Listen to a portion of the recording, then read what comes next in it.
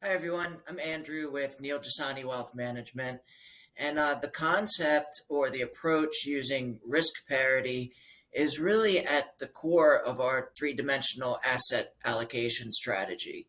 And what risk parity is it's a quantitative investment style that adjusts the proportion of assets within a portfolio based on their risk level or their volatility, and the objective is to achieve equity like returns without equity like volatility. Thus, you're avoiding the bad times in the market and outperforming during those times. Of course, you do sacrifice some of the upside in the good times, but by avoiding portfolio downturn, you need to thus make up less ground during the good times, which can lead to outperforming the overall markets in the long term, specifically in times of high inflation or low growth. A strategy using risk parity can be quite effective. But I wanted to discuss this because it has a strong relationship with our asset allocation strategy, which was kind of built on this concept, but tweaked and adjusted, and some asset classes have been added to even furthermore increase the return potential and decrease strategy correlation or decrease volatility. And on the topic of strategy correlation, if you haven't watched my video on strategy correlation, that really takes a deep dive and discusses why having assets in a portfolio that move opposite of each other at the same times can really be quite effective in reducing volatility and increasing return.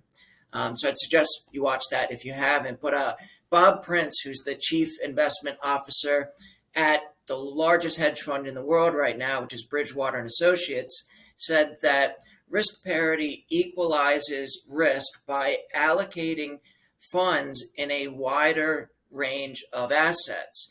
So what Bridgewater did, well, Ray Dalio, who you're familiar with, came up with the all-weather portfolio in 1996, which today is by far the most famous and largest risk parity portfolio in existence. And what he did is add in some commodities, add in some inflation protected, some tips, and some treasuries into the portfolio, and created lower volatility when the market does poorly. And like I discussed earlier, by missing some of that downside or the drawdown in a portfolio, you have a less drawdown, you thus can have better performance in the long term. Let me use a really basic example of how decreased volatility can actually outperform. So let's say you have portfolio A and portfolio B. Portfolio A, you start with $100,000, and in year one, the portfolio goes up 20%. Well, your portfolio is now worth $120,000. Now, let's say during year two, and at the end of year two, it drops 20%. That portfolio is now worth $96,000 versus portfolio B, again, $100,000, but let's say in year one, we just have a 10% gain. So we're at $110,000. And then during year two, and at the end of the year two, we have a 10% loss. Well, that portfolio goes down in value to $99,000. And you can see in this scenario, simply because of lower volatility and trading within a more tight range, portfolio B actually outperformed, being valued at $99,000 versus portfolio A, which had the wider volatility swings. That's probably the easiest way to illustrate how this model and this concept works. But I mentioned Ray Dalio in the all-weather portfolio, and what he was really looking at when he created this was the 60-40 portfolio model, the 60% stocks and 40% bonds, which unfortunately is still being used quite often today.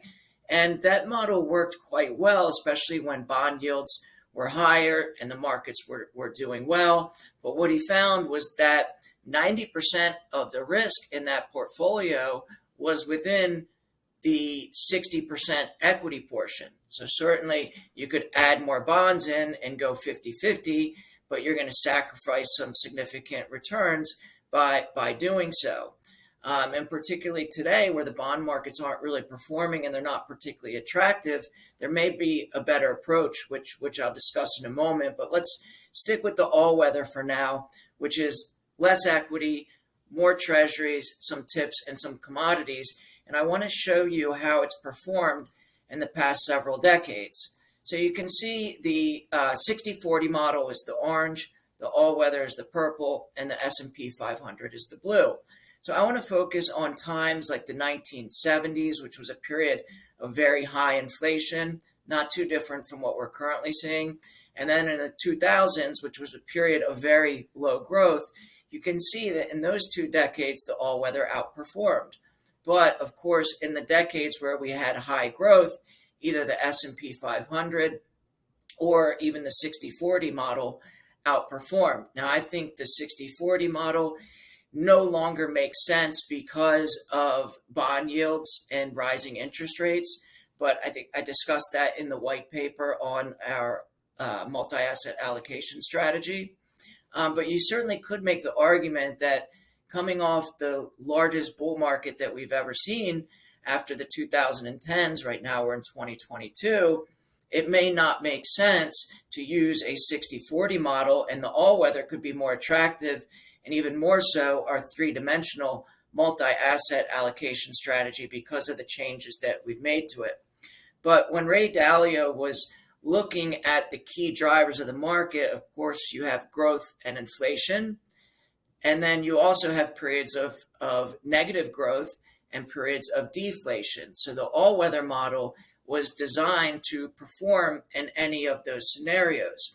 So does it make sense right now to use something like an all-weather model where you have, about 40% in stocks, about 50% in treasuries or tips, and then 10% in commodities or other asset classes? And I think the answer is probably not, for the reasons that I've already mentioned. But what we've done in our 3-dimensional multi-asset allocation is, one, we've replaced some of the equity with private equity, which I discuss in detail in the video on private equity, has a lowered standard deviation, so lower risk, and a higher return potential at the sacrifice of some liquidity, which is an issue for most investors. So we've enhanced the growth portion of the portfolio, and then we've replaced the fixed income portion or the bond portion with other alternative assets with similar risk profiles and better yields.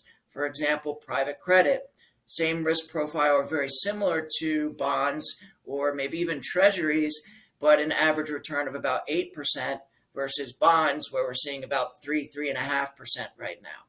Or real estate, whether it's a real estate syndication or a REIT, averaging anywhere from 7 to 15%, again, as a replacement for the bonds at a similar risk level, and adding another non-correlated asset into the portfolio to reduce drawdown potential, therefore reduce risk.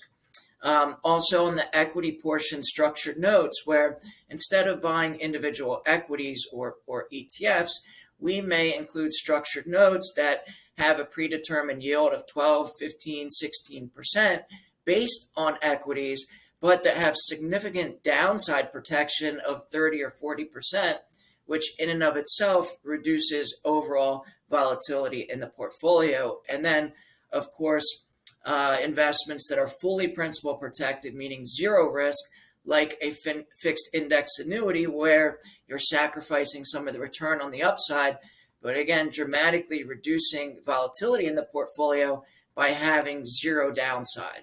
So these are some of the things, the tweaks and changes that we've made to the concept of the all-weather portfolio that have taken it to the next step, taking into consideration what the next decade may look like. No one really knows, but we know what the last decade looks like, and we know what difficult times in the market or high inflation or low growth look like. And you certainly could make the argument that we're approaching a period or a cycle in the market that may not look so great, which would certainly make the case for the all-weather portfolio, and even more so make the case for our 3-dimensional multi-asset allocation strategy, which kind of builds on that and increases the return and lowers volatility.